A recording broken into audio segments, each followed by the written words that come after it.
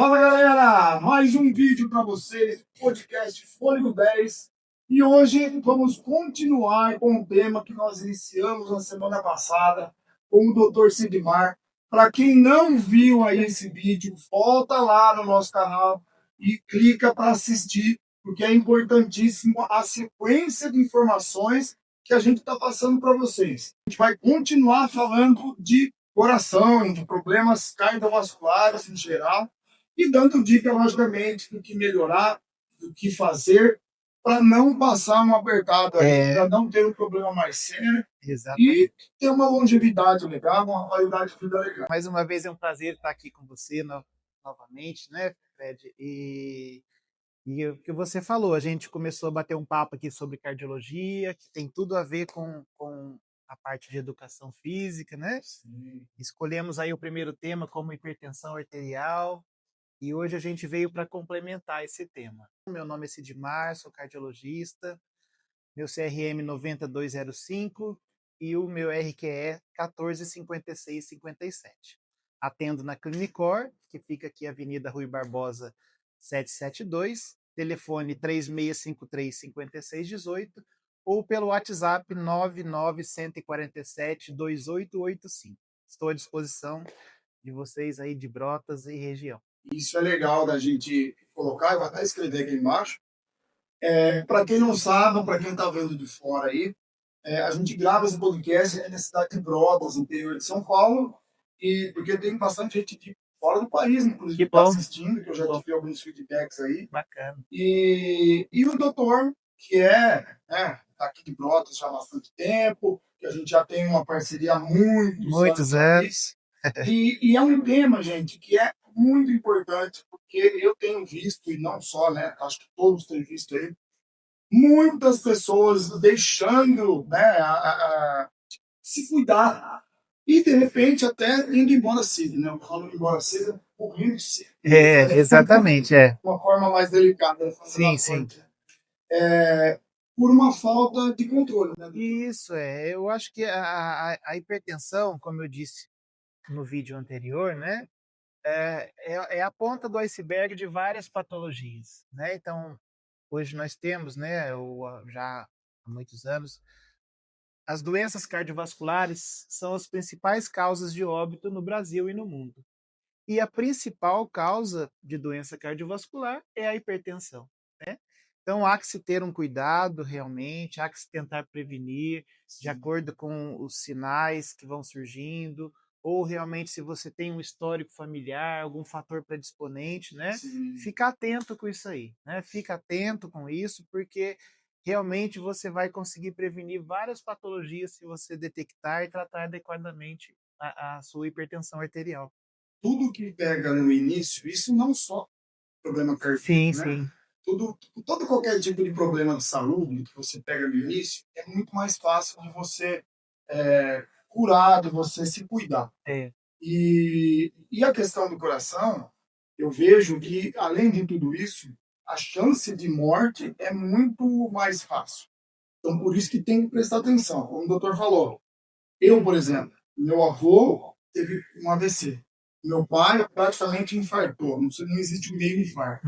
Ou infartou ou não infartou. É isso, é igual grávida, né? É igual grávida, não existe meio grávida. Né? Enfim. Só que ele teve um problema muito sério.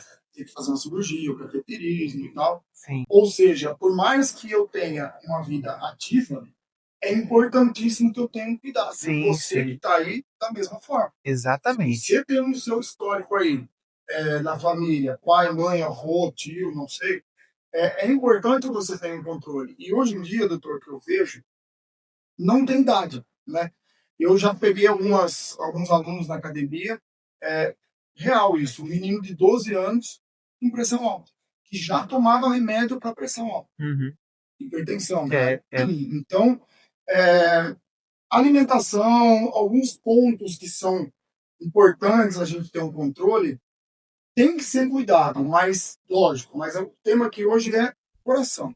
Então, mesmo que não tenha 50, 60 anos, é legal ainda ter um controle com Sim, é importante. Para prevenir, para evitar algumas coisas. Realmente, tem vários fatores predisponentes a um aumento da pressão arterial, né?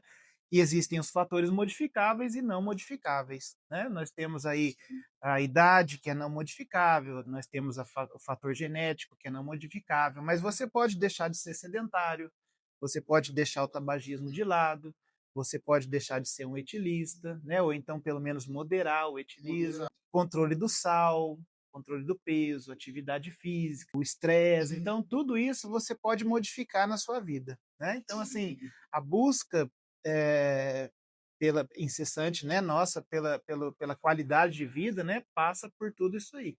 E a hipertensão é um fator muito importante. Eu falo que acredito, não sei se todos os médicos pensam dessa forma, mas o Sindmar, pelos anos que eu conheço, batalha muito nessa questão da prevenção, de evitar o problema. Então, muita gente acha, o médico fica doido que o paciente fica doente e ir atrás dele. Não. O certo, pelo menos, não seria isso. Seria realmente ter um controle. Faz um eletro, faz Sim. alguns exames, faz É até interessante. Às vezes as pessoas, né, chegam ao consultório e aí você pergunta, bom dia, tá tudo bem? Aí ela já responde, tá tudo bem nada, se tivesse tudo bem eu não estaria aqui. Aí eu, aí, aí eu respondo, a senhora tá errada, porque o ideal é a prevenção, a senhora vir sem sentir nada para ver se está tudo em ordem de fato, né? E se tiver alguma coisa que esteja fora ali da rotina normal, iniciar o tratamento. viu principalmente na pandemia, na questão do Covid. Grupo de risco: hipertensos, diabéticos, obesos, né? Tem outros, mas pontos principais.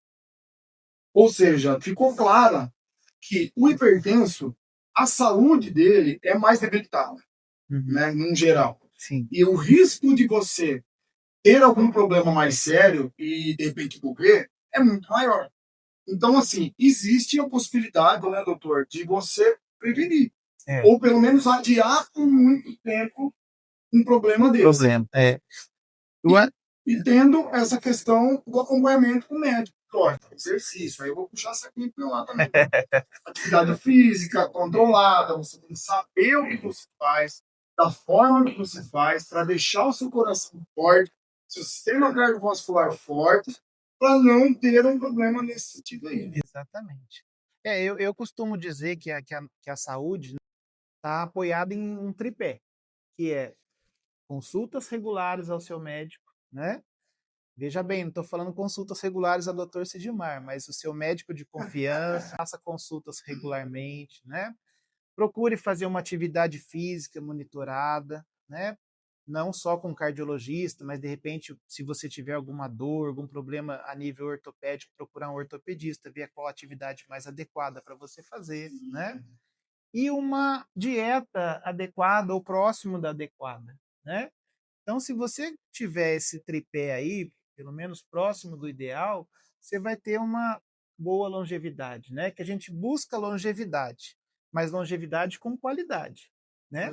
Então, você chegar a 90 anos, mas ficar numa cama durante 20 anos, aí não vale a pena, né? Então, buscar uma longevidade, buscar qualidade. Então, as duas coisas têm que caminharem juntas, né? E aí, assim, uma pergunta que eu tenho agora, curiosidade, referente à questão da alimentação. É verdade que o sal, pessoas que, porque eu já fui em alguns lugares, às vezes vai na casa de um amigo e tal, eu não tenho muito hábito de comer comida salgada. E eu fui em alguns lugares assim, e a comida é muito salgada. Isso é prejudicial mesmo? O sal, Fred, é um dos principais vilões da hipertensão arterial, né? Então, assim, a quantia de sal, né, que se preconiza diariamente é 2 gramas de sódio, né? O sódio é o sal, né? Que equivale a 5 gramas do sal de cozinha que a gente usa no dia a dia, né? Então, o sal realmente vai prejudicar o controle da sua pressão, né? E é um dos principais vilões da hipertensão arterial. Teve uma vez que fizeram uma pesquisa com um grupo de esquimós que não comiam sal. O índice de hipertensão arterial foi muito baixo, né? Então, para você ver como que o sal é importante. E o açúcar? É um vilão? O açúcar, indiretamente, né? Porque é um carboidrato que pode aumentar o seu peso, né? Então, a obesidade é um fator de risco para ter um aumento da pressão arterial também, né? Sim. Até eu acho que é interessante a gente falar alguma coisinha aqui sobre o diagnóstico, né? E essa nova classificação da hipertensão, porque essa classificação nova gerou muitas dúvidas na população, né? Então, assim, dar uma definiçãozinha mais ou menos de diagnóstico de hipertensão, de classificação, acho que vai ajudar o pessoal. A gente tem como um diagnóstico a nível de consultório de hipertensão quando você tem uma medida da pressão maior ou igual a 14/9 em duas ocasiões diferentes. Então, você vai lá consultar comigo. Sua pressão está 14/9 ou mais. Volta no dia seguinte, está 14/9 ou mais, você tem um diagnóstico já de hipertensão e vai estudar isso aí. Estabelecido esse diagnóstico, a gente vai pesquisar, vai realmente definir se é necessário um tratamento medicamentoso ou não, se é necessário tomar alguns outros cuidados, né? E a gente tem agora também a pré-hipertensão. O que é a pré-hipertensão? É quando você tem a pressão sistólica e diastólica, né? A sistólica, que é a máxima, de 12 a 13,9, e a diastólica, que é a mínima, de 8 a 8,9. Tá? Então, isso é considerado uma pré-hipertensão. Nesses casos, é necessário fazer um mapa ou MRPA. O que é o mapa? O mapa é um aparelhinho que você vai na clínica, coloca e ele vai medir a sua pressão 24 horas. Ele mede de 15 em 15 minutos no decorrer do dia e de 30 em 30 minutos no período noturno, né? E o MRPA, que é o monitor de residencial de pressão arterial, você empresta o aparelho para o paciente, ele vai fazer 3 medidas no período da manhã, 3 medidas no período da tarde, né? E aí vai verificar durante 5 dias os níveis pressóricos. Nesses dois aparelhos, nesses dois exames, tanto o MAPA, que é monitor ambulatorial de pressão arterial, como o RPA, o ideal é que a pressão arterial média seja menor que 13/8. Aí tem outras definições, tem a hipertensão do avental branco ou do jaleco branco, né, que você já deve ter ouvido falar. É aquela pessoa que vai ao consultório e a pressão vai nas alturas. Pressão da pessoa no dia a dia tá ótima. Vai no consultório, vai para 15, vai para 16/9, né? Isso equivale a 15% dos casos. E por outro lado, existe também a hipertensão mascarada. A hipertensão mascarada é o contrário. A pessoa no dia a dia dele tem a pressão elevada, quando vai ao consultório, a pressão normaliza. A pessoa se sente, né, segura na presença do médico e a pressão baixa. Equivale mais ou menos a 7% dos casos. Nesses casos aí de hipertensão do avental branco, hipertensão do jaleco branco, é igual a pré-hipertensão. É necessário fazer o mapa ou o MRPA para definir se a pessoa é ou não hipertensa de fato. E aí vem a famigerada, a falada classificação da hipertensão, né? Então, o ano passado, a Sociedade Brasileira de Cardiologia definiu uma nova classificação para a hipertensão arterial. Hoje, a pressão ideal é abaixo de 12/8. Então, por exemplo, 11/7 é uma pressão ideal, tá? E aí, a pressão sistólica entre 12 e 13,9 por 8 a 8,9 é considerada uma pré-hipertensão. Aí vem os estágios de hipertensão, estágio 1, 2 e 3. A hipertensão estágio 1 é de 14 a 15,9 por 9 a 9,9. O estágio 2 é de 16 a 17,9 de sistólica por 10 a 10,9 de diastólica. E a estágio 3 é maior ou igual a 18/10, que também já é considerado uma urgência hipertensiva. É importante essa classificação, por quê? A classificação primeiro vai definir se a pessoa é hipertensa mesmo ou não. Se ele é um normotenso, se ele é um pré-hipertenso ou se ele é um hipertenso, né?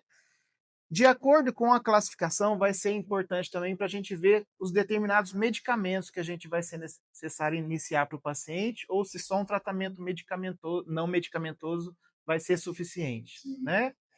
E também essa classificação em estágios da hipertensão, somando-se a alguns fatores predisponentes para a doença cardiovascular, como a idade maior que 55 no homem, maior que 65 na mulher, a presença de doenças cardiovasculares prévias em parentes próximos, né, prematuras, obesidade, diabetes, dislipidemia, então, lesões de órgão-alvo, né?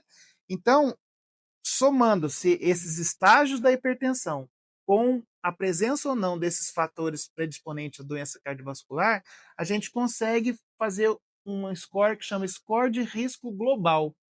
Esse score de risco global vai classificar o paciente de risco baixo, moderado, alto ou muito alto de ter doença cardiovascular nos próximos 10 anos, que é a principal causa de óbito. Então é muito importante a classificação, a correlação com os fatores de risco para a gente prevenir uma doença cardiovascular, que é a principal causa de óbito no Brasil e no mundo. É lógico, é muita informação. Mas hoje está tão simples de você entender e chegar no resultado, né, prévio ali, porque é igual a questão da glicemia, né? Antigamente, acima de 110, Isso, era 110. 120 era diabetes. Isso, né? Isso. Hoje, abaixo é o ideal, pré é de 100 a 120. Isso. Isso, Então, gostei dessa. tem é interessante para a gente entender, né? Porque às vezes a gente acha que é bobeira, que é só o médico que tem que saber, mas é importante a população saber, porque hoje tem tudo assim a nível de Google, né? De IA, né? Mas eu acho que nada substitui, né? O médico pôr a mão, conversar com o paciente, né? Esses dias a gente estava lendo uma matéria que daqui a 20 anos não vai ter mais médico, né? Eu acho muito difícil. Assim como todas as profissões, né? Porque já lançaram robôs lá na China que dão um diagnóstico com 90% de precisão. Eu acho bacana, né, esse desenvolvimento da tecnologia, mas eu acho que nada vai substituir o contato, né, a relação médico-paciente é muito importante. Mas, doutor, deixa eu fazer uma pergunta. O doutor comentou que 2 dias, 2 medições, né, aferições, de 14,9 Sim. é considerado hipertenso. É o diagnóstico a nível de consultório, né? A pessoa que tem um diagnóstico desse, ela pode voltar a não ser hipertensa, ou a partir desse momento ela é hipertensa e ela vai cuidar do paciente. Boa pergunta, Fred, porque aí entra aquilo que a gente comentou, né? E existem as causas secundárias de hipertensão, né? Então, como eu disse para você, existem alguns fatores modificáveis e não modificáveis, né? Então, por exemplo, a pessoa deixa de ser obesa, né? Então, ela consegue lá baixar o IMC, o ideal fique entre 18 e 24 de IMC, né? Então, existem pessoas que só o fato de baixar o peso, elas deixam de ser hipertensas. Então, às vezes, você perde 5, 10 quilos, baixa aí 5 milímetros na sua pressão. Então, se você tinha, por exemplo, 14 por 9, vai baixar para 13,5 por 8,5, você já vai cair na faixa de pré-hipertensão. Uma pessoa que tomava remédio, chegou nisso, é possível ela parar? Pode sim, né? Então existem os fatores modificáveis, que é o combate Bom, a gente vai falar ainda do tratamento não medicamentoso, né? Então, por exemplo, a obesidade, né? Você pode deixar de ser obeso e se essa for a causa primordial da sua hipertensão, né? Tanto que a gente vê as pessoas que fazem cirurgia bariátrica, às vezes hipertensas, tomam às vezes 4, 5 tipos de medicamento para hipertensão. Quando perdem o peso, às vezes eliminam todos os medicamentos, né? Então, para ver como é possível você deixar de ser hipertenso, né? a não ser que existam outros fatores predisponentes que não dá para a gente atuar muito. E aí, como eu disse para você, existe a hipertensão de causa secundária. E se você detectar essa causa e tratar adequadamente, você pode deixar de ser hipertenso. Você falou das crianças, né? As crianças, as pessoas abaixo de 18 anos que se tornam hipertensas, acima de 55 anos que se tornam hipertensas depois dessa idade, né? Tem que ser investigada principalmente, né?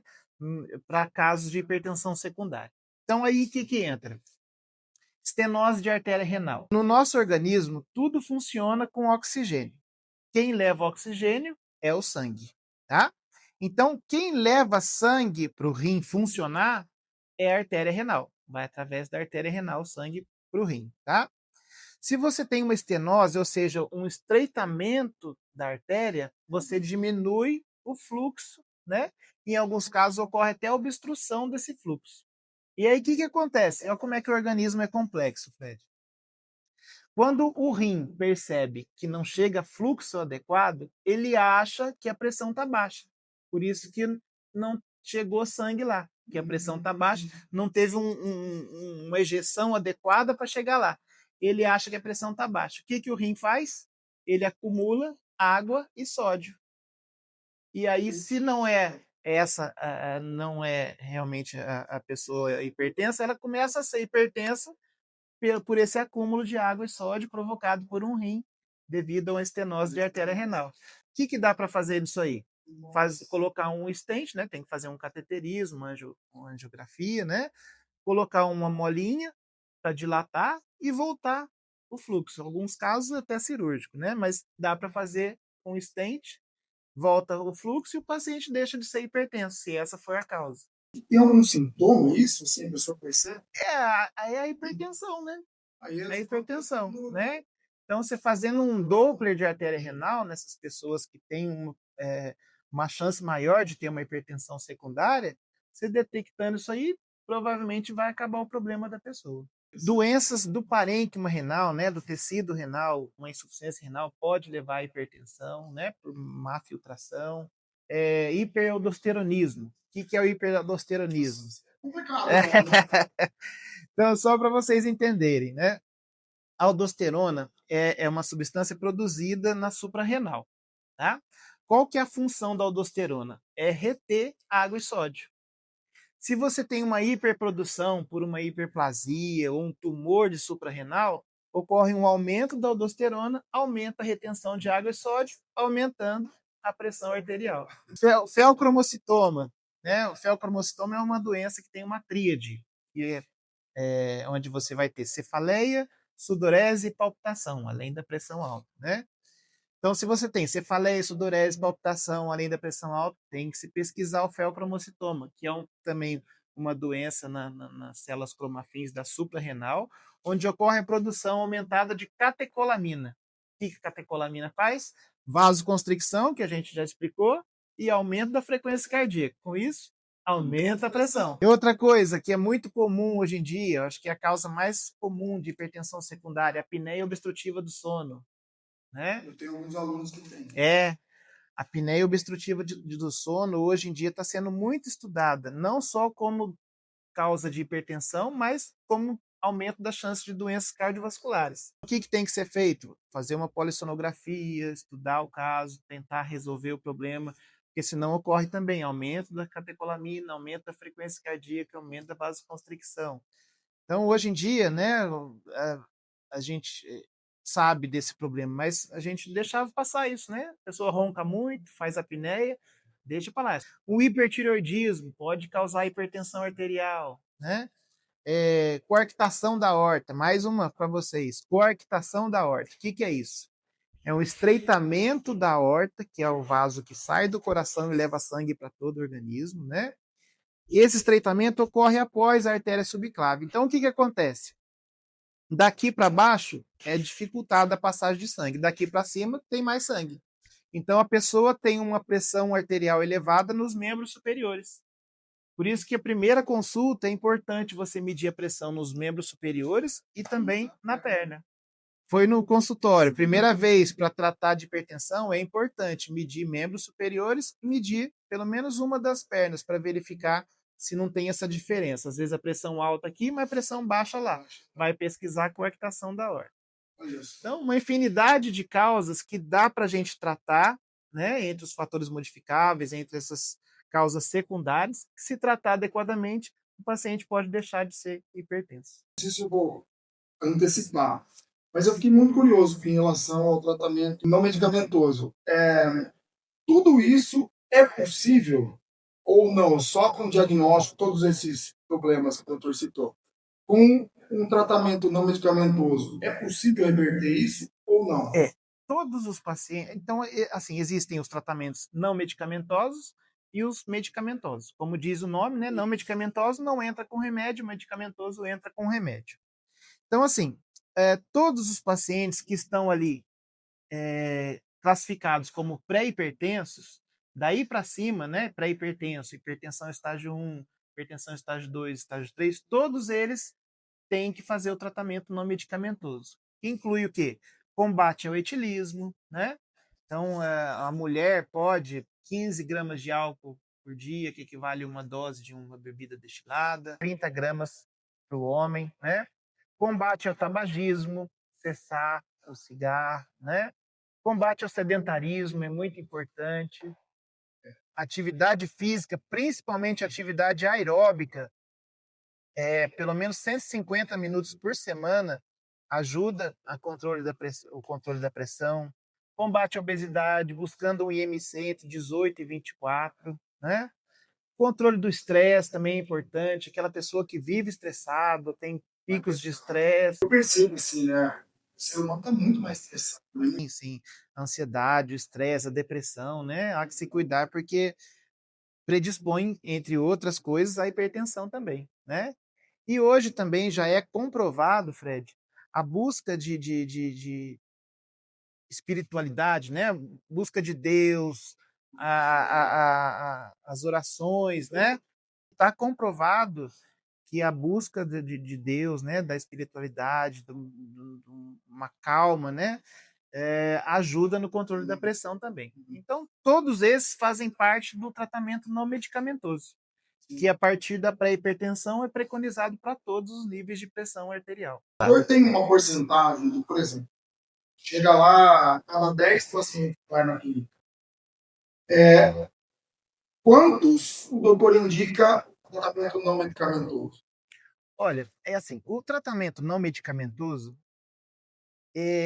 você tem que contar muito com a cooperação do paciente, né?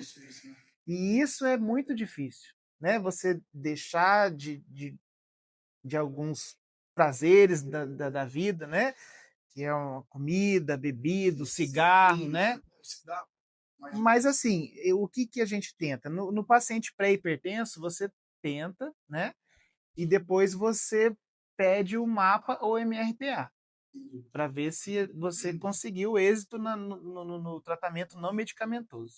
E hoje também, além da pré-hipertensão, tem a do avental branco, a hipertensão mascarada e as hipertensões, até no estágio 1 e 2, também se orienta a fazer o mapa ou MRPA, devido ao risco da pessoa ter hipertensão do avental branco, né?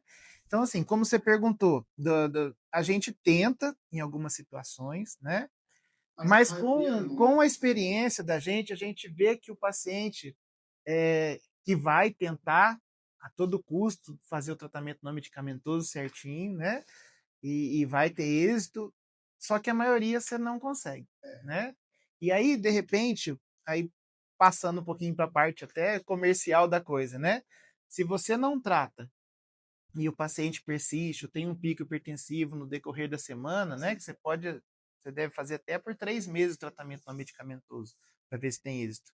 Aí você perde o paciente, né? Hoje em dia a gente tem, além do paciente que às vezes não quer aderir, ou o paciente ansioso, né?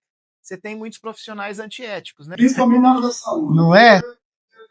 Se o paciente sai ali da sua sala e de repente tem um pico hipertensivo, passa por um colega antiético, né? Que não é difícil de achar, né? E fala, não, é absurdo, por que o doutor não passou um remédio para o senhor, né? e aí você perde o paciente, né? Então você tem que ficar muito atento com isso, tem que levar isso também em consideração, né?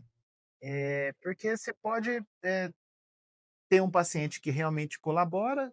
Então, assim, eu acho que é mais isso, né, que a gente teria que bater um papinho aí sobre hipertensão, sobre Sim, o diagnóstico, sobre os cuidados, né, sobre a prevenção, né? Eu acho que é importante a gente continuar com essa meta de prevenção sim. para evitar vários dissabores lá na frente. Estabelecer ali, no início, se aparecer algum problema, ou se não apareceu, para que isso não apareça. Exatamente. Isso é importante. Doutor, tenho certeza que a gente vai voltar aqui, porque vai ter perguntas, vai ter comentários aí, e espero que volte mais vezes. Tenho certeza que o doutor é muito proativo nesse sentido, né, de divulgação, de informação, de prevenção, da saúde.